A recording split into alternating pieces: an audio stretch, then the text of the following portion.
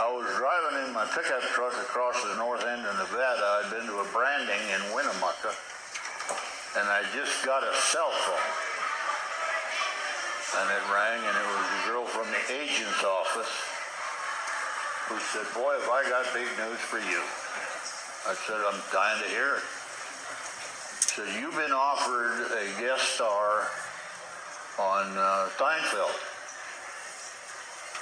And I said, "Okay."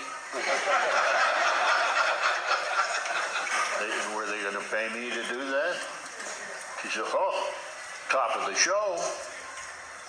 Well, I understood what that was. I'd turned that down before. And I said, "Well, I'm not interested in that." She said, "Excuse me, do you understand what you're saying?" I said, "I think so." "Well, this is the #1 show in the history of television." I said, "Well, I haven't seen it." She said, "Well, that's the offer. Top of the show." I said, "You mean like $17.50 a week?" "Yeah." I said, "Well, you call them back and tell them I'm flattered. I got more than that on me." She called back in about an hour and she said, "They've upped the offer." I said, "Okay." And then they upped it again and again. I said, finally, I said, "Look, Nancy, you're sweet, they're sweet. I'm not going to do that. I'm not doing a lot of episodic television right now. I'm the flavor of the month in some of these movies, and I prefer that." She said, finally, she called back. She said, "They really want you. What would you do it for?" And I told her a number that was ridiculous. Because I was tired of talking. She said, "Well, they're not going to pay that." And I said, "Well, I wouldn't." And they did.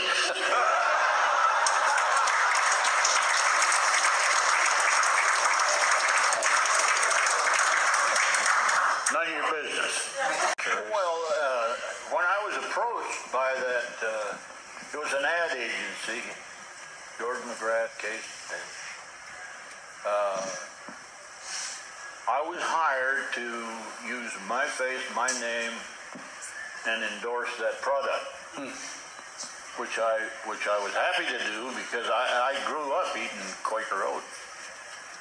And when I got to the studio on the first day, there was a kid director there trying to make his bones, I guess. He had the stage filled with smoke, and he had a script that I'd never seen before. He had a lot of ideas about what should happen when my left foot hit the ground, and I looked, that kind of stuff. And I just said to the production kid, I said, "I'm sorry, I see myself getting in a lot of trouble here. So before this gets started and we get lawyers and shit like that going on, I'm not going to do this."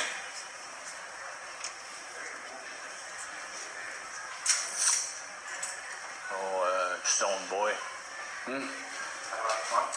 Yeah. Yeah. Anyway, back to the other story.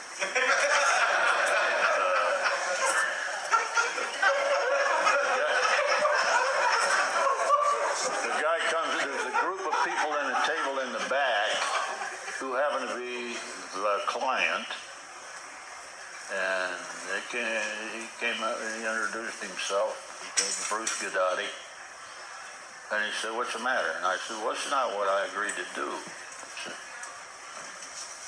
"What did you agree to do?" And I said, "I agreed to use my face, my name, and endorse this product. I didn't agree to say silly little things like that.